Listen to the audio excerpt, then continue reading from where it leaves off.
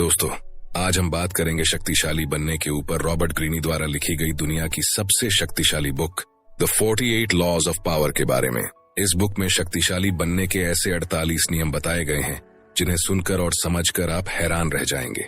आपकी जानकारी के लिए बता दूं कि इस बुक पर दुनिया के कुछ कंट्रीज ने बैन लगाया हुआ है। यहाँ तक कि अमेरिका के कुछ स्टेट्स में भी इस बुक को बैन किया गया है, क्योंकि उनका कहना है कि इस बुक में ऐसी टेक्निक्स बताई गई हैं जो किसी को भी आसानी से मैनिपुलेट कर सकती है। और कुछ कंट्रीज में इसे बैन करने का यह भी मकसद हो सकता है कि ये शक्तिशाली बनने के टेक्निक्स सिर्फ उन लोगों तक ही सीमित रहे और बाकी लोगों को उनके बारे में पता ही न चले। लेकिन इस वीडियो के माध्यम से मैं आपको वो सारे 48 नियम बताऊंगा जो इस बुक में बताए गए हैं। अगर आप भी इन 48 नियमों को अच्छे से सुनते हैं, समझते हैं और जीवन में फॉलो करते हैं, तो आप भी अपने बॉस को, दोस्तों को, गर्लफ्रेंड, बॉयफ्रेंड, पति, पत्नी, रिश्तेदार, किसी को भी मैनिपुलेट कर पाएंगे और वो भी उनको बुरा फील कराए बिना। इस पुस्तक को पढ़ने के बाद आप शक्ति और इसकी कुंजी को समझ जाएंगे तथा यह सीख लेंगे कि नेक छवि बनाकर स्वार्थ सिद्धि कैसे की जा सकती है। हो सकता है कि आपको इसमें से कुछ नियम पसंद न आए या फिर आप उनसे सहमत ना हो, तो आप उनको इग्नोर भी कर सकते हैं। अगर आप भी शक्तिशाली बनना चाहते हैं तो ये सारे नियम ध्यान से सुनना और एक भी पॉइंट मिस मत करना। अगर आप चैनल पर नए हैं तो सपने सच होते हैं। इस चैनल को सब्सक्राइब जरूर कर लेना, क्योंकि ऐसे ही बुक समरीज आपको मिलती रहेगी हर संडे सुबह 10 बजे। तो चलिए शुरू करते हैं। नियम 1, मूर्ख बनाने के लिए मूर्ख बनने का नाटक करें, सामने वाले से ज्यादा मूर्ख दिखें। ऐसे मौके होते हैं जब सबसे ज्यादा समझदारी यह दिखाने में होती है कि आप कुछ नहीं जानते हैं। आपको अज्ञानी नहीं होना चाहिए, लेकिन इसका नाटक करने में निपुण होना चाहिए। मरने का नाटक करते समय ओपोसम नाम का जानवर मूर्खता का अभिनय करता है। बहुत से शिकारी जानवर इसे सिर्फ इसी कारण से नहीं खाते हैं। कौन विश्वास कर सकता है कि इतना बदसूरत, बुद्धिहीन, डरपोक और छोटा जानवर इतना बड़ा धोखा दे सकता है। कोई भी यह पसंद नहीं करता कि वह सामने वाले से ज्यादा मूर्ख दिखाई दे।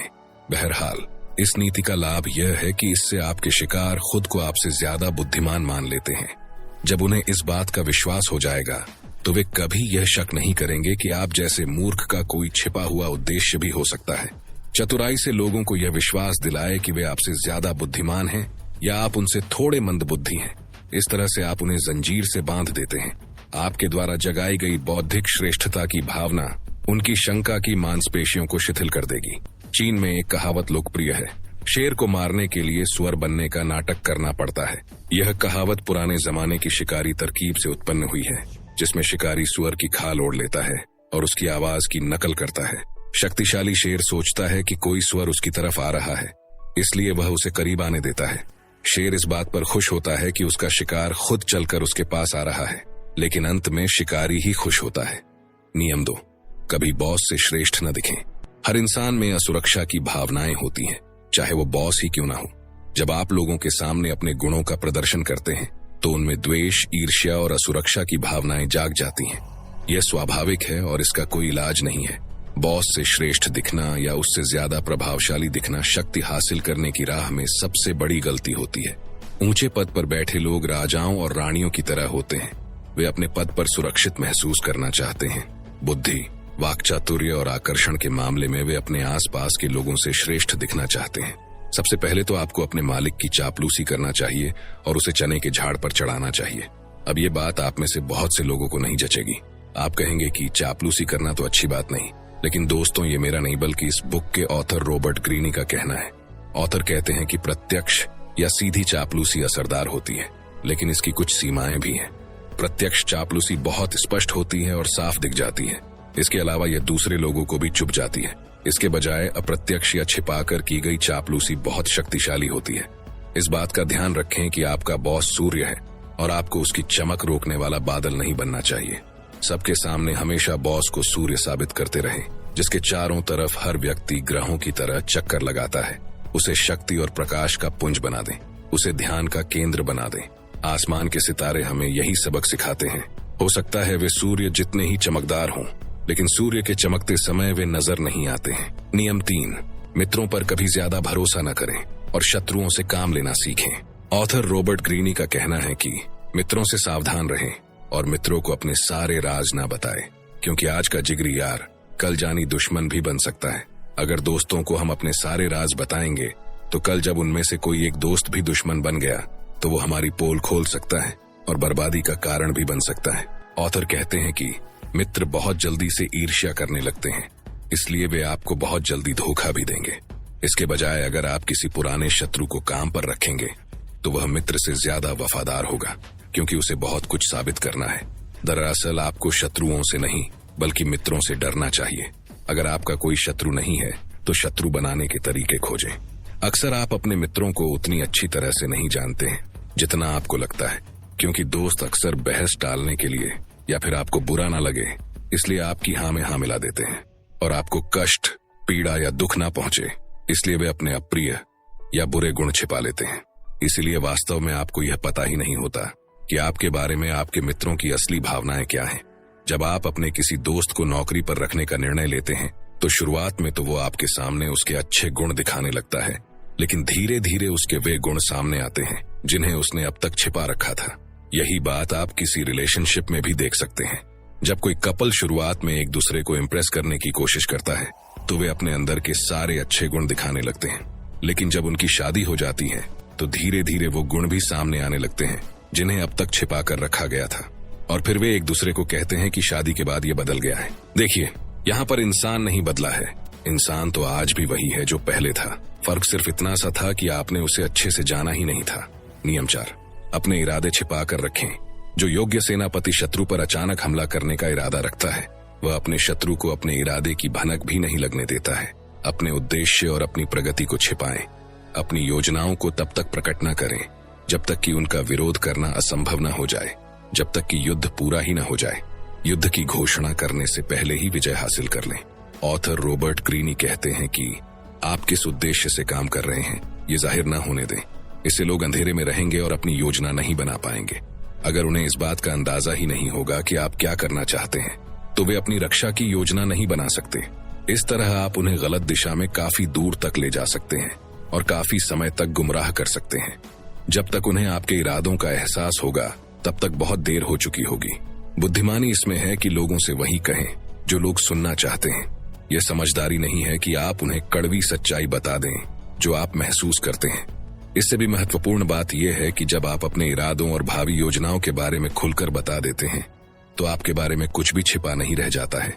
ऐसी स्थिति में लोग न तो आपका सम्मान करेंगे न ही आपसे डरेंगे। और ध्यान देने वाली बात यह है कि जिसका लोग सम्मान नहीं करते हैं या जिससे लोग डरते नहीं हैं उस व्यक्ति के पास शक्ति कभी नहीं आती है। अगर आप शक्ति चाहते हैं तो ईमानदारी को एक तरफ रख दें और अपने इरादों को छिपाने की कला सीखें। अगर आप इस कला में पारंगत हो जाएंगे तो आप हमेशा फायदे में रहेंगे। नियम 5, हमेशा जरूरत से कम बोलें। लोगों को शब्दों से प्रभावित करने की कोशिश ना करें। आप जितना ज्यादा बोलेंगे उतने ही ज्यादा साधारण नजर आएंगे और आपका नियंत्रण उतना ही कम होगा। सशक्त लोग कम बोलकर प्रभावित करते हैं और रौबदार दिखते हैं। इस बात की ज्यादा संभावना होती है कि ज्यादा बोलते समय आपके मुंह से कोई न कोई मूर्खतापूर्ण बात निकल ही जाएगी। शक्ति कई मायनों में दिखावे का खेल है। जब आप जरूरत से कम बोलते हैं तो आप हमेशा वास्तविकता से ज्यादा महान और शक्तिशाली नजर आते हैं। 1825 में निकोलस प्रथम रूस के सिंहासन पर बैठे। उनके सिंहासन पर बैठते ही उनके खिलाफ विद्रोह होने लगा। निकोलस प्रथम ने विद्रोही नेता कोंद्रेटी रयलेव को मृत्युदंड देने का आदेश दिया। रयलेव को फांसी दी जाने के तख्ते पर खड़ा किया गया और उसके गले में रस्सी बांध दी गई। फिर नीचे से तख्ता हटा लिया गया, लेकिन रयलेव जैसे ही रस्सी से झूला, रस्सी टूट गई और वह जमीन पर गिर गया। उसकी जान बच गई। वह भीड़ से चिल्लाकर बोला, तुम लोगों ने देखा, रूस वाले कोई भी काम ठीक तरह से नहीं कर सकते। उन्हें तो रस्सी बनानी भी नहीं आती है। एक संदेशवाहक तत्काल ये खबर लेकर सम्राट के पास गया कि मृत्युदंड नहीं दिया जा सका। इस निराशाजनक खबर से चिंतित होने के बावजूद निकोलस रयलेव के माफीनामे पर हस्ताक्षर करने लगे। लेकिन तभी उन्होंने संदेश लाने वाले से पूछा, क्या इस घटना के बाद रयलेव ने कुछ कहा था? संदेशवाहक ने जवाब दिया, उसने कहा था कि रूस वाले कोई भी काम ठीक तरह से नहीं कर सकते। रूस वालों को तो रस्सी बनानी भी नहीं आती है। सम्राट ने माफीनामे को फाड़ते हुए कहा, अगर ऐसी बात है तो हम उसकी बात को गलत साबित करके दिखा देंगे। और अगले ही दिन रयलेव को दोबारा फांसी के फंदे पर लटकाया गया और इस बार रस्सी नहीं टूटी। यह सबक सीख लें, एक बार मुंह से बाहर निकल जाने के बाद आप शब्दों को दोबारा नहीं लौटा सकते। इसलिए उन्हें नियंत्रण में रखें और जरूरत से कम बोले। नियम नंबर 6, शिकार को निरस्त्र करने के लिए थोड़ी सी ईमानदारी और उदारता का इस्तेमाल करें। प्राचीन चीन में उस वक्त के राजा चेंग के ड्यूक वू ने यह फैसला किया कि वह सशक्त बन रहे हूँ राज्य पर कब्जा कर लेगा। उसने अपनी योजना किसी को भी नहीं बताई और हू के राजा से अपनी बेटी की शादी कर दी। फिर उसने एक सभा बुलाई और अपने मंत्रियों से पूछा, मैं किसी देश पर आक्रमण करने के बारे में सोच रहा हूँ, हमें किस देश पर हमला करना चाहिए? जैसी उसे उम्मीद थी, एक मंत्री ने जवाब दिया, हमें हू राज्य पर हमला करना चाहिए। ड्यूक गुस्सा दिखाते हुए बोला, हू अब हमारा मित्र राज्य है, तुम उस पर हमला करने का सुझाव कैसे दे सकते हो? इस गलत बात के लिए उसने मंत्री का सिर कलम करवा दिया। हू के राजा ने इस बारे में सुना। उसने सोचा कि उसके पास राजा चेंग के ड्यूक वू की ईमानदारी के बहुत से सबूत भी तो हैं। इसके अलावा वू ने उसके साथ अपनी पुत्री की शादी भी की है, इसलिए उसने वू से खुद को बचाने के लिए कोई सावधानी नहीं बरती। कुछ ही सप्ताह बाद वू की सेनाएं हू राज्य में घुस गईं और उन्होंने पूरे देश पर कब्जा कर लिया। तो इस सच्ची घटना से हमने क्या सीखा? तो जवाब है, ऑथर रॉबर्ट ग्रीनी कहते हैं कि किसी शत्रु को या किसी इंसान को धोखा देने से पहले उसके प्रति इतने ज्यादा ईमानदार बने कि वह आपके द्वारा धोखा देने की बात सपने में भी ना सोच सके, और जब सही समय मिल जाए तो उसका गला काट दे या अपना उल्लू सीधा कर ले। नियम 7, हर कीमत पर सबका ध्यान आकर्षित करें। हर चीज का मूल्यांकन दिखने के आधार पर किया जाता है। जो नजर नहीं आता है उसका कोई मूल्य ही नहीं होता है। इसलिए भीड़ का हिस्सा न बने और गुमनामी में दफन होकर न रहे। सबसे अलग हटकर दिखें। हर कीमत पर लोगों की नजरों में रहें। नीरस और भीरू जनता से ज्यादा महान, ज्यादा दिलचस्प और ज्यादा रहस्यमय दिखकर ऐसा चुंबक बन जाए जो सबका ध्यान अपनी तरफ खींचे। समाज हमेशा ऐसे लोगों को पसंद करता है जो औसत लोगों से बड़े या अलग हों। इसलिए ऐसे गुण विकसित करें जिनके कारण आप दूसरों से अलग दिखें और आपके प्रति लोगों का ध्यान आकर्षित हो। इसीलिए विवाद को गले लगाएं, यहाँ तक कि स्कैंडल को भी। लोग आपको नजरअंदाज करें, इससे तो बेहतर है कि वे आपकी आलोचना करें। कम से कम आप चर्चा में तो रहेंगे। स्वयं को प्रदर्शित करें और सबकी नजरों के सामने रहें। जो दिखता नहीं है, एक तरह से उसका अस्तित्व ही नहीं होता है। जो अभिनेता लाइमलाइट के चमकदार रोशनी में कदम रखता है तो सबकी आंखें उसी पर टिकी रहती हैं। लाइमलाइट के संकरे दायरे में एक बार में सिर्फ एक अभिनेता के खड़े होने की ही जगह होती है। खुद को लाइमलाइट में रखने की पूरी कोशिश करें। अपने कार्यों को बहुत बड़ा, दिलचस्प और विवादास्पद बनाएं ताकि रोशनी हमेशा आप पर ही रहे और बाकी सब अंधेरे में रहे। तो मुद्दे की बात यह है कि हमेशा लोगों का ध्यान आकर्षित करना चाहिए, चाहे उसकी कोई भी कीमत क्यों न चुकानी पड़े। नियम 8, काम दूसरों से करवाएं लेकिन क्रेडिट खुद लें। ताकत की दुनिया जंगल की दुनिया की तरह है। कुछ जानवर खुद शिकार करके जीते हैं, जबकि ज्यादातर जानवर जैसे गीदड़ और गिद्ध दूसरों के शिकार पर जीते हैं। वे जल्दी ही ये बात समझ लेते हैं कि अगर वे इंतजार करेंगे तो उन्हें कोई न कोई ऐसा जानवर मिल जाएगा जो उनके लिए शिकार कर देगा। और लेखक ग्रीनी का कहना है कि हमें भी ऐसा ही करना चाहिए। नादान न बने। इस समय जब आप किसी गधे की तरह काम कर रहे हैं तो आपके ऊपर भी गिद्ध मंडरा रहे हैं और आपकी रचनात्मकता से फायदा उठाने का तरीका सोच रहे हैं। इसके बारे में शिकायत करना या आगबूला होना बेकार है। बेहतर यह है कि आप खुद की रक्षा करें और इस खेल को निपुणता से खेलें। शक्ति का आधार स्थापित करने के बाद आप गिद्ध बन जाएं। इस नीति पर चलने से बहुत सा समय और मेहनत बच जाएगी। कलाकार पीटर पॉल रूबेंस के कैरियर के उत्तरार्ध में उनकी पेंटिंग्स की मांग बहुत बढ़ गई। उन्होंने एक सिस्टम बना लिया। वे अपने बड़े स्टूडियो में दर्जनों अच्छे पेंटर्स को नौकरी पर रखते थे। उनमें से एक कपड़े बनाने में माहिर था तो दूसरा बैकग्राउंड बनाने में, और इसी तरह बाकी क्षेत्रों के विशेषज्ञ भी थे। उनके इस स्टूडियो में एक साथ बहुत से चित्रों पर काम चलता था। जब कोई महत्वपूर्ण कस्टमर स्टूडियो देखने आता था तो पीटर पॉल रूबेंस उस दिन नौकरी पर रखे पेंटर्स को भगा देते थे। जब ग्राहक बालकनी से देखता था तो उसे रयूबेंस अविश्वसनीय तेजी और ऊर्जा से कई पेंटिंग्स पर एक साथ काम करते दिखाई देते थे। ग्राहक हैरान रह जाता था कि यह व्यक्ति कितना असाधारण है जो इतने कम समय में इतने सारे मास्टरपीस पेंट कर सकता है। यही इस नियम का सार है। काम दूसरों से करवाना सीखें और श्रेय खुद लें ताकि लोगों को यह लगे कि आप में अनूठी शक्ति है। इस तरह से उनकी रचनात्मकता लोगों के सामने आपकी रचनात्मकता बन जाती है और आप जीनियस नजर आने लगते हैं। नियम 9, दुखी और बदकिस्मत लोगों से बचें। वायरस एक ऐसी चीज है जो आपको बिना दिखे, बिना चेतावनी दिए आपके शरीर में घुस जाता है और चुपचाप धीरे धीरे फैलता रहता है। आपको इसका पता चल पाए इससे पहले ही यह आपके शरीर में गहरी जड़ें जमा लेता है। ऑथर रॉबर्ट ग्रीनी का कहना है कि दुखी और बदकिस्मत लोग इसी वायरस की तरह होते हैं। भावनात्मक अवस्थाएं बीमारियों की ही तरह ही संक्रामक होती हैं। हो सकता है आपको लगे कि आप डूबते आदमी की मदद कर रहे हैं, लेकिन ये याद रखें कि ऐसा करके आप सिर्फ अपनी मुश्किलें बढ़ा रहे हैं। बदकिस्मत लोग बदकिस्मती को अपनी तरफ आकर्षित करते हैं। अगर आप उनकी मदद करेंगे तो बदकिस्मती आपकी तरफ भी आकर्षित हो जाएगी। इसलिए सुखी और खुशकिस्मत लोगों के साथ रहें। खुशकिस्मत लोगों को पहचानें ताकि आप उनके साथ रहने का निर्णय ले सकें। बदकिस्मत लोगों को भी पहचानें ताकि आप उनसे बच सकें। सबसे महत्वपूर्ण बात यह है कि उन पर तरस न खाएं और उनकी मदद करने की कोशिश में खुद न उलझ जाएं। बुरा प्रभाव डालने वालों के पास से दूर भाग जाएं, वरना आपको इसके परिणाम भुगतने पड़ेंगे। दूसरे के दुख से न मरें। नियम 10, मित्र की तरह दिखें लेकिन काम जासूस की तरह करें। अगर आप किसी के सामने अपने दिल की भावनाएं उजागर करने का नाटक करते हैं तो इस बात की संभावना बढ़ जाती है कि वह भी आपके सामने अपने रहस्य उगल देगा। अगर आप उसे कोई झूठा रहस्य बताएंगे तो बदले में वह आपको सच्चा रहस्य बता देगा। अपने कंपेटिटर के बारे में जानना बहुत महत्वपूर्ण है। बहुमूल्य जानकारी इकट्ठी करने के लिए जासूसों का इस्तेमाल करें ताकि आप एक कदम आगे रह सकें। इससे भी अच्छा तरीका यह है कि आप खुद जासूस की भूमिका निभाएं। यह काम उतना मुश्किल नहीं है जितना आप सोचते हैं। दोस्ताना व्यवहार से आप मित्रों और शत्रुओं दोनों से ही गोपनीय जानकारी पा सकते हैं। सामाजिक समारोहों जैसे शादी, पार्टी, गेट टुगेदर जैसे मौकों का फायदा उठाएं। इस समय लोग फ्री एंड फ्रैंकली बात करते हैं और लोग ज्यादा सतर्क नहीं होते हैं। इसलिए लोगों से बातचीत करके आप उनसे बातें उगलवा सकते हैं। यह रणनीति इतनी जबरदस्त है कि वे आपकी रुचि को गलती से आपकी दोस्ती मान लेंगे। इस तरह आपको न सिर्फ सामने वाले के भेद मालूम चलेंगे बल्कि आप उसे अपना समर्थक भी बना लेंगे। बहरहाल, आपको इस रणनीति का प्रयोग सावधानी से करना चाहिए। अगर लोगों को यह शक हो जाए कि आप बातचीत के बहाने उनसे उनके सीक्रेट राज उगलवा रहे हैं तो वे आपसे कतराने लगेंगे। इसलिए मूल्यवान जानकारी पर नहीं बल्कि दोस्ताना बातों पर भी जोर दें, वरना आपके सवालों से सामने वाला आपके इरादे भांप लेगा और आपको आपकी मनचाही जानकारी नहीं मिल पाएगी। दोस्तों, वीडियो में बने रहिए क्योंकि और भी महत्वपूर्ण नियम आगे आने वाले हैं। नियम 11, अपने दुश्मन को पूरी तरह से मिटा दें। अगर आप नाग को अपने पैरों से दबाने के बाद जिंदा छोड़ देंगे तो वह दोबारा फन तान लेगा और आपको दोगुने जहर से काट लेगा। हारा हुआ शत्रु भी अधमरे नाग की तरह होता है जिसे आप दोबारा शक्तिशाली बनने का मौका देते हैं और समय के साथ साथ उसका जहर बढ़ता जाता है। जिस शत्रु से भय हो उसे पूरी तरह से कुचल देना चाहिए।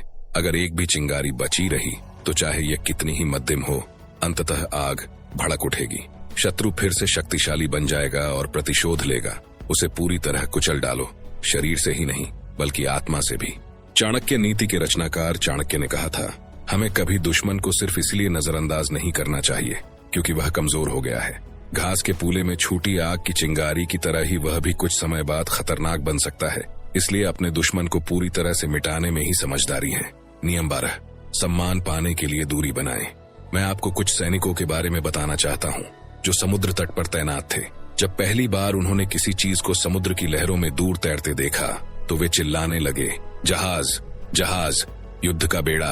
5 मिनट बाद उन्हें एक बोट दिखी, फिर एक छोटी नाव और अंत में कुछ लकड़ियां तैरती दिखीं। इस एग्जाम्पल से हम सीख सकते हैं कि दूर रहने पर जो चीज महत्वपूर्ण और ध्यान देने लायक नजर आती है, पास आने पर उसकी वैल्यू कचरे के समान रह जाती है। एक बात याद रखें, सूर्य का महत्व उसकी अनुपस्थिति से ही होता है। बारिश के दिन जितने लंबे होते हैं सूर्य का उतना ही ज्यादा इंतजार रहता है, लेकिन लगातार गर्मी पड़ने पर सूर्य चुभने लगता है। अगर आप खुद को अनुपस्थित रखना सीख लेंगे तो लोगों में आपकी डिमांड बढ़ जाएगी। अगर आप ज्यादा समय तक लोगों के आसपास रहेंगे तो आपने अपने चारों तरफ शक्ति का जो आभा मंडल बनाया है वह गायब हो जाएगा। खेल को पलट दें, खुद को दुर्लभ बनाएं, इससे आपकी उपस्थिति का महत्व बढ़ जाएगा। दूर रहने पर जिस व्यक्ति को शेर माना जाता है, सामने होने पर वही सामान्य और मूर्खतापूर्ण लगता है। ज्यादा परिचित होने पर गुण अपनी चमक खो देते हैं क्योंकि लोग आंतरिक गुणों के बजाय बाहरी चीजों को देखने लगते हैं। उत्कृष्ट जीनियस भी अपनी अनुपस्थिति या रिटायरमेंट का प्रयोग इसलिए करता है ताकि लोग उसका सम्मान कर सकें और उसकी दुर्लभता से आदर उत्पन्न हो सके। नियम 13, ये जाने कि आपके सामने कौन है, गलत व्यक्ति से पंगा ना ले। परेशान करने वाला कौवा एक दिन भेड़ की पीठ पर बैठ गया। बेचारी भेड़ मजबूरन उसे काफी समय तक अपनी पीठ पर ढोती रही और फिर बोली, अगर तुम किसी कुत्ते के साथ इस तरह का व्यवहार करते तो वह तुम्हें अपने तेज दांतों से मजा चखा देता। इस पर कौवे ने जवाब दिया, और उसने जो जवाब दिया उसे जरा ध्यान से सुनना। उसने कहा, मैं कमजोर लोगों को सताता हूँ और शक्तिशाली लोगों की चापलूसी करता हूँ। मैं जानता हूँ कि मैं किसे सता सकता हूँ और मुझे किसकी चापलूसी करनी चाहिए। मुझे आशा है कि इस नीति पर चलने से मैं काफी समय तक जिंदा रहूंगा और अच्छे बुढ़ापे का आनंद लूंगा। ऑथर रॉबर्ट ग्रीनी कहते हैं कि हमें भी ऐसा ही करना चाहिए। और एक महत्वपूर्ण बात, ये जान लें कि चाहे व्यक्ति कितना ही महत्वहीन या छोटा हो, वह कभी न कभी आपके काम आ सकता है। लेकिन अगर आपने उसका कभी अपमान किया है तो वह आपके काम नहीं आएगा। गलतियों को अक्सर माफ कर दिया जाता है, लेकिन अपमान को कभी माफ नहीं किया जाता। इंसान का ईगो इसे हमेशा याद रखता है। नियम 14, किसी के पिट्ठू न बने। खुद के अलावा किसी भी व्यक्ति के पाले में न जाएं, क्योंकि शक्ति काफी हद तक दिखावे पर निर्भर करती है। इसलिए आपको ऐसी तरकीबें सीखना चाहिए जिनसे आपकी प्रतिष्ठा बढ़े। किसी व्यक्ति या समूह का पिट्ठू न बनना एक ऐसी ही तरकीब है। जब आप पिट्ठू नहीं बनते हैं तो इससे सामने वाले को गुस्सा नहीं आता है, बल्कि उसके मन में आपके प्रति सम्मान उत्पन्न होता है। आप तत्काल शक्तिशाली बन जाते हैं, क्योंकि आप उस समूह या व्यक्ति के प्रलोभन या बंधन से दूर रहते हैं जो ज्यादातर लोग नहीं कर पाते हैं। जिस पल आप पिट्ठू बन जाते हैं या समर्पित हो जाते हैं, ये जादू खत्म हो जाता है। आप भी बाकी सबकी तरह सामान्य बन जाते हैं। लोग आपको पिट्ठू बनवाने के लिए सभी तरह के उचित अनुचित उपाय आजमाएंगे। वे आपको तोहफे देंगे, आप पर एहसानों की बौछार करेंगे, सिर्फ इसलिए ताकि आप उनके एहसानों के बोझ तले दब जाएं। उनकी रुचि को प्रेरित करें, लेकिन किसी भी कीमत पर पिट्ठू न बने। लेकिन इस बात को याद रखें कि आपका लक्ष्य लोगों को दूर रखना नहीं है या ऐसा दिखना नहीं है कि आप किसी के हो ही नहीं सकते। महारानी एलिजाबेथ प्रथम की तरह आपको भी लगातार हवा देते रहना चाहिए, रुचि जगाते रहना चाहिए और लोगों को प्रलोभन देते रहना चाहिए, ताकि वे आपको अपना बनाने की कोशिशें करते रहें। फिर आपको उनके ध्यान को कभी कभार मोड़ना भी चाहिए, लेकिन बहुत ज्यादा दूर नहीं। नियम 15, प्रतिष्ठा पर बहुत कुछ निर्भर करता है। हर कीमत पर इसकी रक्षा करें। प्रतिष्ठा शक्ति की नींव है। सिर्फ प्रतिष्ठा के माध्यम से ही आप दबदबा कायम कर सकते हैं और विजय पा सकते हैं। एक बार भी फिसल जाने पर आप असुरक्षित हो जाएंगे और आप पर सभी दिशाओं से हमला होने लगेगा। ऐसी प्रतिष्ठा बनाएं कि उस पर कोई हमला न कर सके। हमेशा संभावित हमलों के बारे में सचेत रहें और उनके होने से पहले ही उन्हें खत्म कर दें। इस दौरान अपने शत्रुओं की प्रतिष्ठा में सेंध लगाकर उन्हें नष्ट करना सीखें। फिर दूर खड़े हो जाएं और जनता को उनकी आलोचना करने दें। शुरुआत में आपको किसी एक विशेष गुण की प्रतिष्ठा बनाने के लिए मेहनत करना चाहिए, चाहे यह उदारता हो या ईमानदारी या चतुरता। वह गुण आपको दूसरों से अलग कर देता है और इसके कारण दूसरे आपके बारे में बातें करने लगते हैं। इसके बाद आप अपनी प्रतिष्ठा का प्रचार ज्यादा से ज्यादा लोगों में करें। हालांकि यह काम बहुत समझदारी से करना चाहिए। धीरे धीरे प्रतिष्ठा बनाएं और इसकी नींव मजबूत बनाएं। द्वितीय विश्व युद्ध के दौरान उत्तर अफ्रीकी रेगिस्तान में लड़ते समय जर्मन सेनापति अर्तिन रोमल ने चालाकी और धोखेबाजी की प्रतिष्ठा बना ली थी, जिससे उनसे लड़ने वाली हर सेना दहशत में आ जाती थी। हालांकि उनकी सेना मुट्ठी भर बची थी और ब्रिटिश टैंकों की संख्या उनसे 5 गुना ज्यादा थी, लेकिन रोमल के आने की खबर सुनते ही पूरे के पूरे शहर खाली हो जाते थे। अपनी प्रतिष्ठा को किसी एक विशेष गुण पर आधारित करें। यह इकलौता गुण विजिटिंग कार्ड की तरह आपका परिचय देता है और लोगों पर दबाव बनाता है। नियम 16, दूसरों को अपने पास बुलाएं। जरूरत पड़ने पर दाना भी डालें। भालुओं का शिकारी अपने शिकार के पीछे दौड़ नहीं लगाता है। अगर भालू को यह पता चल जाए कि उसका पीछा किया जा रहा है तो उसे पकड़ना लगभग असंभव होता है। और मान लीजिए अगर किसी ने उसे पकड़ भी लिया तो वह हिंसक हो जाएगा। इसलिए शिकारी भालू का पीछा नहीं करता है। इसके बजाय वह फंदे में शहद लगा देता है। वह भालू का पीछा करके खुद को थकाता नहीं है। वह भालू के पीछे भागकर अपनी जान जोखिम में नहीं डालता है। वह तो बस फंदा तैयार कर देता है और फिर इंतजार करता है। 19वीं सदी के मशहूर निवेशक डेनियल डू शेयर बाजार के मंजे हुए खिलाड़ी थे। जब वे यह चाहते थे कि बाकी लोग किसी खास कंपनी के शेयर को खरीदें या बेचें और उसके भाव को ऊपर या नीचे धकेलें, तो वे कभी सीधी नीति का इस्तेमाल नहीं करते थे। वे चालाकी से काम लेते थे। उनकी एक चाल यह थी कि वे वॉल स्ट्रीट के रास्ते में पड़ने वाले एक क्लब में जाकर कहते थे कि उन्हें जल्दी ही स्टॉक एक्सचेंज पहुंचना है। फिर वे अपना पसीना पोंछने के लिए लाल रूमाल निकालते थे। इस रूमाल से एक कागज गिरता था, लेकिन वे उसके गिरने पर ध्यान नहीं देते थे। क्लब के सदस्य हमेशा डेनियल के कदमों को भांपने की कोशिश करते थे, इसलिए उनके जाने के बाद वे लपक कर उस कागज को उठा लेते थे। उस कागज में किसी कंपनी के शेयर के बारे में गोपनीय जानकारी लिखी रहती थी। बात फैल जाती थी और सदस्य उस जानकारी के आधार पर धड़ाधड़ वह शेयर खरीदने बेचने लगते थे और इस तरह डेनियल के हाथों का खिलौना बन जाते थे। हर चीज इस बात पर निर्भर करती है कि आप जो दाना डाल रहे हैं वह कितना मीठा है। अगर आपका जाल आकर्षक है तो आपके दुश्मनों की इच्छाओं और भावनाओं की उलझन उन्हें सच्चाई नहीं देखने देगी। उनका लोभ जितना बढ़ेगा उन्हें उतना ही घुमाया जा सकता है। नियम 17, बहस से नहीं, अपने कामों से जीतें। बहस करके अपनी बात मनवाने या जीतने की कोशिश करने में दिक्कत यह होती है कि आप यकीन से कभी भी यह नहीं कह सकते हैं कि सामने वाले पर इसका क्या प्रभाव पड़ा है। हो सकता है वह आपसे सहमत तो दिख रहा हो, लेकिन अंदर ही अंदर आपसे द्वेष और नफरत कर रहा हो। बहस से मिलने वाली क्षणिक विजय दरअसल खोखली होती है। इससे सामने वाले के विचार नहीं बदलते हैं, इसके बजाय उसके मन में द्वेष और दुर्भावना उत्पन्न होती है जो काफी समय तक कायम रहती है। 1688 में रेन ने वेस्टमिंस्टर शहर के लिए एक शानदार टाउन हॉल डिजाइन किया, लेकिन मेयर उससे संतुष्ट नहीं था। उसने रेन से कहा कि दूसरी मंजिल सुरक्षित नहीं है और यह पहली मंजिल पर बने उसके ऑफिस पर कभी भी गिर सकती है। उसने रेन से कहा कि वह अतिरिक्त सहारे के लिए पत्थर के 2 खंभे और लगा दे। रेन बहुत ही कुशल इंजीनियर थे। वे अच्छी तरह जानते थे कि खंभे लगाने का कोई मतलब नहीं है और मेयर का डर निराधार था, लेकिन उन्होंने खंभे लगा दिए। मेयर बहुत खुश हो गया। कुछ साल बाद जब कुछ मजदूर साफ सफाई करने के लिए ऊंची नसेनी पर चढ़े, तब जाकर पता चला कि खंभे छत को सहारा नहीं दे रहे थे, बल्कि उससे थोड़ी दूर पर ही खत्म हो गए थे। खंभे सिर्फ दिखने के लिए लगाए गए थे, लेकिन इससे दोनों ही लोगों को वह मिल गया जो वे चाहते थे। मेयर को तसल्ली हो गई और रेन जानते थे कि भावी पीढ़ियां समझ लेंगी कि उनकी मूल डिजाइन सही थी और खंभों की जरूरत नहीं थी। सामने दिखाई देने वाले सबूत के साथ कोई भी बहस नहीं कर सकता। जैसा बाल्तेसर ग्रेशियन कहते हैं, सत्य आम तौर पर सुनाई नहीं, दिखाई देता है। इसलिए बहस से नहीं, बल्कि अपने कामों से लोगों का दिल जीतें। नियम 18, लोगों को अपने पर निर्भर बनाना सीखें। जो अपनी प्यास बुझा लेता है वह तत्काल कुएं की तरफ पीठ कर लेता है, क्योंकि अब उसे उसकी जरूरत नहीं है। जब निर्भरता खत्म हो जाती है तो शिष्टता और सभ्यता भी खत्म हो जाती है, और उसके बाद सम्मान भी। लोगों को अपने पर निर्भर बनाएं, डिपेंडेंट बनाएं। अनुभव से आपको पहला सबक यह सीखना चाहिए कि आशा को जीवित तो रखें, लेकिन पूरी तरह संतुष्ट न करें। अपनी स्वतंत्रता बनाए रखने के लिए आपको ऐसा इंसान बनना चाहिए कि लोगों को हमेशा आपकी जरूरत पड़े और वे आपको चाहें। कुछ ऐसा करें ताकि दूसरे अपनी सुख समृद्धि के लिए आप पर निर्भर बन जाएं। लोगों को इतना न सिखाएं कि आपके बिना उनका काम चल जाए। नियम 19, मदद मांगते समय दया या एहसान की नहीं, बल्कि स्वार्थ की दुहाई दें। जब 12वीं सदी में मंगोलों ने चीन पर आक्रमण किया तो 2000 साल पुरानी चीनी संस्कृति और सभ्यता खतरे में पड़ गई। मंगोलों के सेनापति चंगेज खान की नजर में चीन सिर्फ एक ऐसा देश था जहां उसके घोड़ों के लिए पर्याप्त चारा नहीं था।